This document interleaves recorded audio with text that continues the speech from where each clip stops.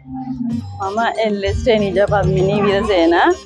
මගේ ගම දිද්දෙනිය පරකඩුවේ. ගොඩක් දුෂ්කර ප්‍රදේශකින් තමයි මේ වැඩසටහනට ආවේ. මම ගොඩක් අසරණ වෙච්ච වෙලාවේ මගේ අසරණකම කියන්න ඇත්තටම මම ආයතනයට කතා කළා.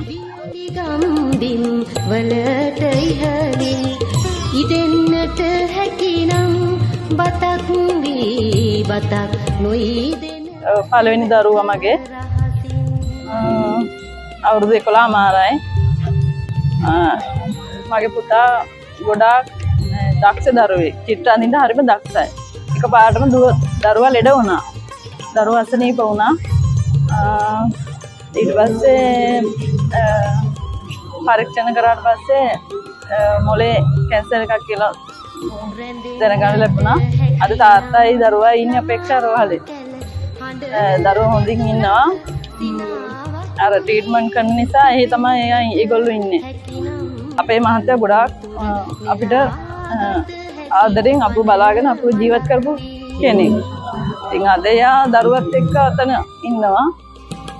වහින්නට හැකිනම් ගිගුම්ඩි වියලි ගම්බිම් වලට ඉහළින් ඉදෙන්නට හැකිනම් බතක් වී බතක් නොයිදෙන පැලක රහසින්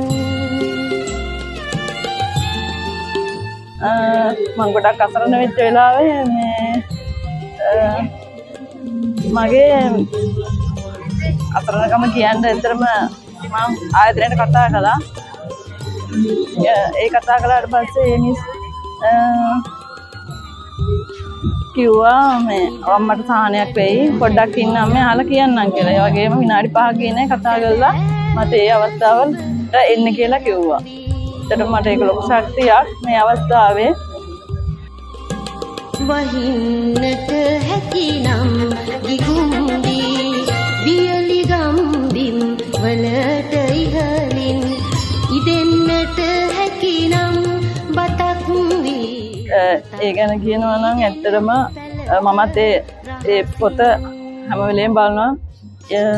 ඒවා ෂෝට් නෝට් ගහලා ඒවා පාඩම් කරලා තමයි මමත් එකපාරේ දුන්නා උත්තර. අදත් මට අවස්ථාව ගන්න බැරි වුණා. ඒ වැඩසටහන ඒ ගැන කියනවා නම් ඒක අපේ ආගම අපේ ජාතිය වෙනුවෙන් ඇත්තටම ලොකු මෙහෙවරක් සිද්ධ වෙනවා ඒ වැඩසටහන මගින්. වියලි ගම්බිම් වලට ඉහළින් ඉදෙන්නට හැකිනම් බතක් වී බතක් නොයිදෙන පැලක රහසින්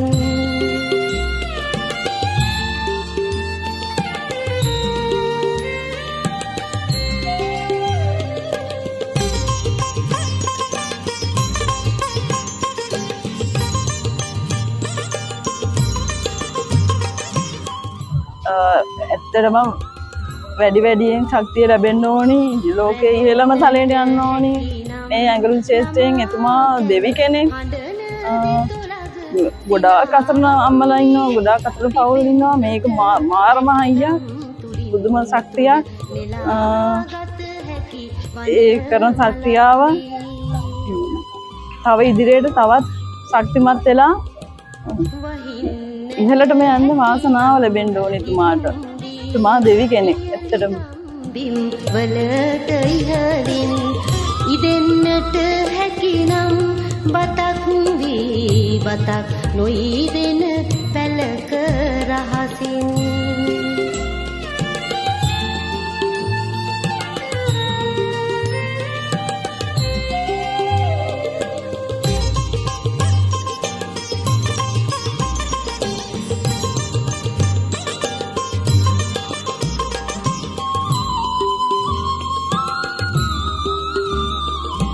නිදන්නට හැකිනම් දෙනෙත් තුල සැබෑවන සුබ සීනයක් වී ගැයෙන්නට හැකිනම් දොරින් දොර නොවම පුබුදන ගීතයක් වී